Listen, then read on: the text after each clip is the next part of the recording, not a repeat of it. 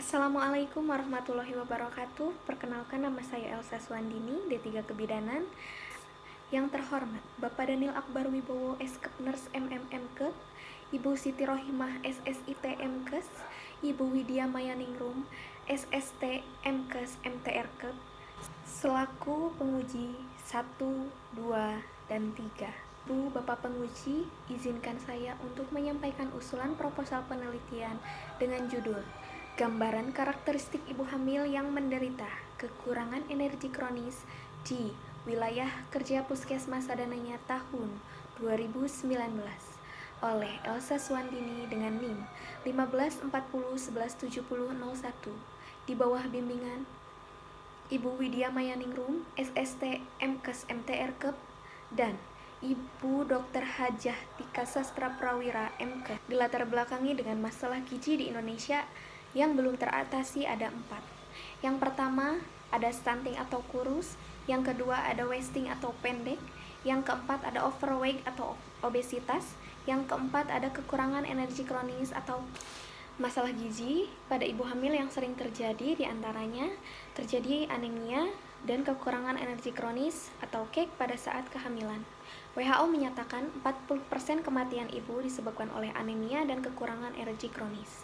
Sebagian besar di negara berkembang, kematian ibu disebabkan oleh kekurangan energi kronis atau KEK. Berdasarkan data riset kesehatan dasar atau Riskesdas pada tahun 2018 didapatkan, berdasarkan rentan usia, kekurangan energi kronis terjadi pada usia 15-19 tahun dengan persentase 33,5%, 20-24 tahun 23,5%, 25-29 tahun 16,7%, usia 30 sampai dengan 34 tahun sebesar 12,3%, 35 sampai 39 tahun 8,5%, 40 sampai 44 tahun 6,5%, 45 sampai 49 tahun 5,6%.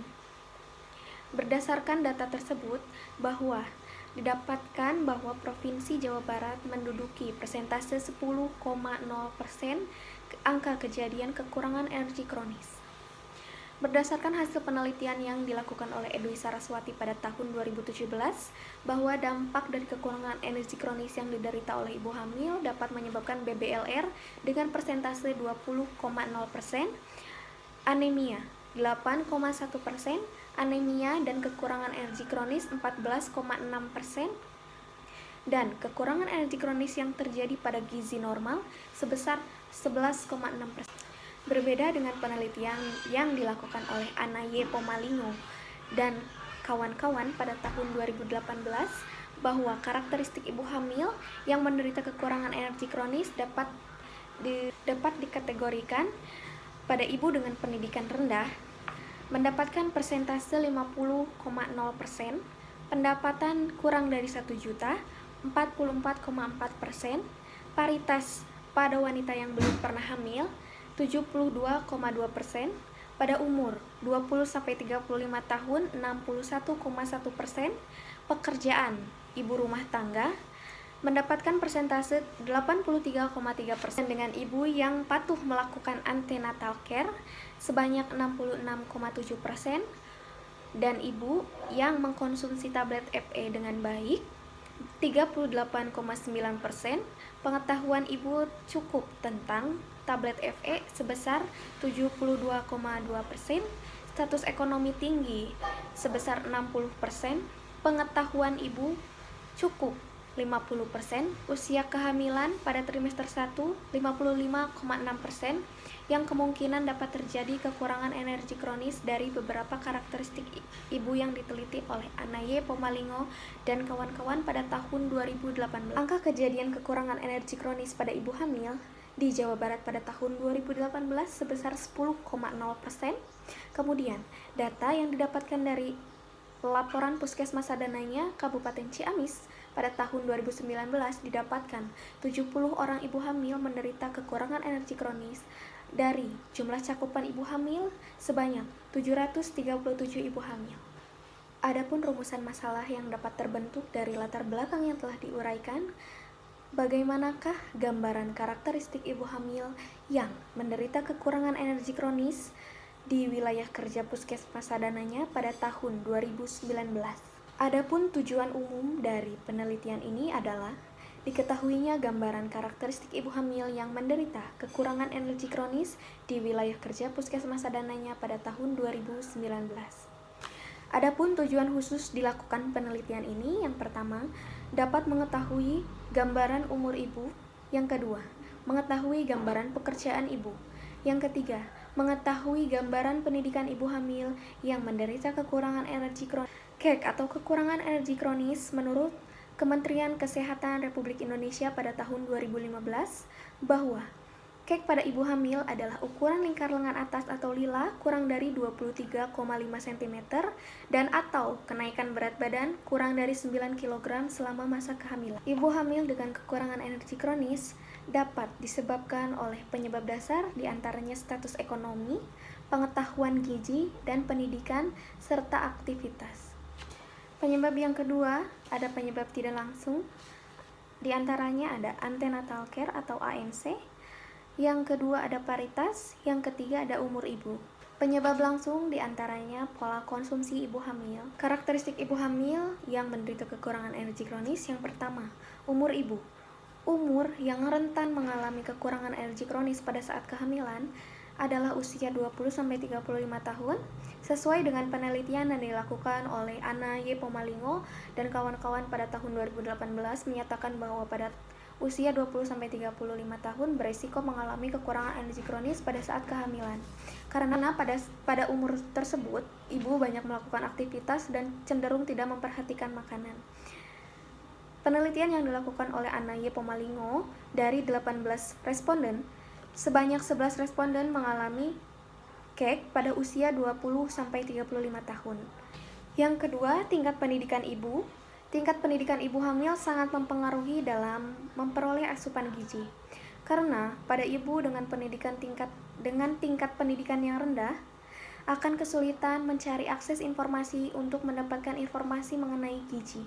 Sesuai dengan penelitian yang dilakukan oleh Ana Y. Pomalingo pada tahun 2018 bahwa KEK banyak terjadi pada saat kehamilan dengan latar belakang status pendidikan ibu hamil yang rendah. Yang ketiga, status ekonomi ibu hamil yang menderita kekurangan energi kronis banyak terjadi pada status ekonomi dengan berpendapatan kurang dari 1 juta sampai dengan 1-2 juta.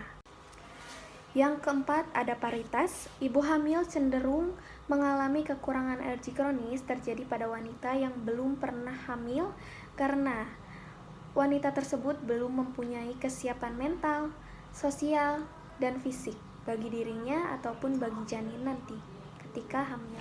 Yang kelima, ada pekerjaan ibu. Ibu dengan pekerjaan sebagai ibu rumah tangga akan cenderung mengalami kekurangan energi kronis pada saat kehamilan karena pekerjaan rumah tangga akan banyak menguras energi dan tenaga, sehingga sesuai dengan penelitian yang dilakukan oleh Ana Y. Pomalingo pada tahun 2018 bahwa status pekerjaan ibu sebagai ibu rumah tangga akan beresiko mengalami kekurangan energi kronis selama masa kehamilan karena cenderung terkuras energi untuk melakukan pekerjaan sebagai ibu rumah tangga. Yang keenam, ada antenatal care. Selama masa kehamilan, ibu hamil melakukan kunjungan antenatal care. Dengan ibu hamil yang memiliki status kunjungan antenatal care yang cukup baik, bahkan beresiko mengalami kekurangan energi kronis karena ibu sering merasa bahwa dengan melakukan kunjungan ANC saja sudah cukup sebagai modal persalinan dalam pengkonsumsian tablet FE. Kekurangan energi kronis banyak terjadi pada ibu hamil yang tidak mengkonsumsi tablet FE. Dengan secara tidak langsung, jika ibu baik dalam mengkonsumsi tablet FE, secara otomatis kunjungan ANC pun akan dilakukannya secara rutin. Yang terakhir, ada pengetahuan ibu. Kekurangan energi kronis pada ibu hamil terjadi pada tingkat pengetahuan ibu yang cukup. Dampak dari kekurangan energi kronis yang terjadi pada saat kehamilan memiliki beberapa dampak yang dapat terjadi pada ibu. Yang pertama, terjadinya anemia. Yang kedua, perdarahan. Yang ketiga, kematian ibu. Yang keempat, kenaikan berat badan yang tidak sesuai ataupun tidak terjadi kenaikan berat badan. Kemudian, dampak yang ditimbulkan dari kekurangan energi kronis pada janin, yang pertama gangguan pertumbuhan, yang kedua keguguran, yang ketiga bayi berat lahir rendah, yang keempat bayi lahir mati. Metodologi penelitian. Jenis penelitian yang digunakan dalam penelitian ini adalah jenis deskriptif atau hanya untuk menggambarkan bagaimana karakteristik ibu hamil yang menderita kekurangan energi kronis di wilayah kerja puskesmas sadananya pada tahun 2019. Populasi dalam penelitian ini adalah seluruh ibu hamil yang ada di wilayah puskesmas sadananya pada tahun 2019 sebanyak 70 orang. Dan sampel yang digunakan dalam penelitian ini menggunakan teknik total sampling, yaitu sebanyak 70 ibu hamil yang ada di wilayah kerja puskesmas sadananya pada tahun 2019. Adapun variabel pada penelitian ini, yang pertama ada umur, yang kedua ada pekerjaan, dan yang ketiga ada pendidikan ibu hamil yang menderita kekurangan energi kronis di wilayah kerja puskesmas sadananya pada tahun 2019. Adapun instrumen penelitian yang digunakan dalam penelitian ini berupa format isian atau lembar checklist yang digunakan untuk merekap data-data yang sudah tercatat di dalam kohort ibu hamil periode 2019 di wilayah kerja puskesmas sadananya. Jenis data yang digunakan dalam penelitian ini adalah data sekunder, yang dimana data tersebut dapat diperoleh melalui kohort ibu hamil yang ada di wilayah kerja puskesmas sadananya pada tahun 2019. Cara pengumpulan data dilakukan dengan cara melihat rekapan data ibu hamil yang menderita kekurangan energi kronis dengan melihat kohort ibu hamil pada tahun 2019. Adapun definisi operasional dari penelitian ini, yang pertama ada kekurangan energi kronis atau KEK, merupakan malnutrisi yang ditandai dengan ukuran lengkar lingan atas atau lila kurang dari 23,5 cm.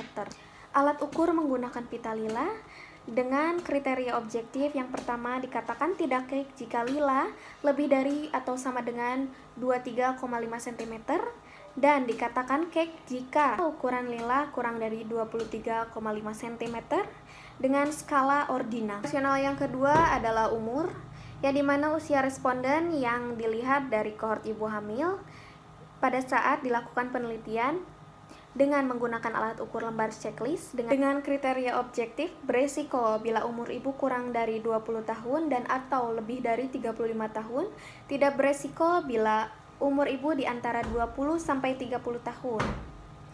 Skala yang digunakan adalah skala ordinal. Adalah pekerjaan ibu berdasarkan data yang tercatat pada kohort ibu hamil pada saat dilakukan penelitian dengan alat ukur menggunakan lembar checklist. Kriteria objektif yang pertama ada ibu rumah tangga, yang kedua honorer, yang ketiga karyawan swasta, dan yang keempat pedagang. Skala yang digunakan adalah nominal. Pendidikan, tingkat pendidikan ibu hamil yang tercatat di dalam kohort ibu hamil pada saat dilakukan penelitian dengan alat ukur menggunakan lembar checklist dengan kriteria objektif. Yang pertama SD, yang kedua SMP, yang ketiga SMA, dan yang keempat perguruan tinggi, dan menggunakan skala nominal.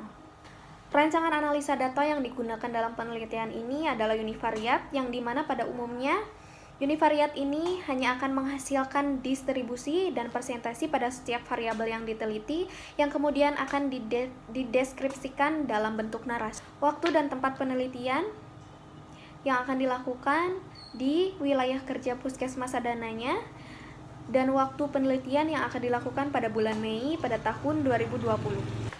Sekian presentasi usulan proposal gambaran karakteristik ibu hamil yang menderita kekurangan energi kronis atau KEK di wilayah kerja puskesmas sadananya pada tahun 2019.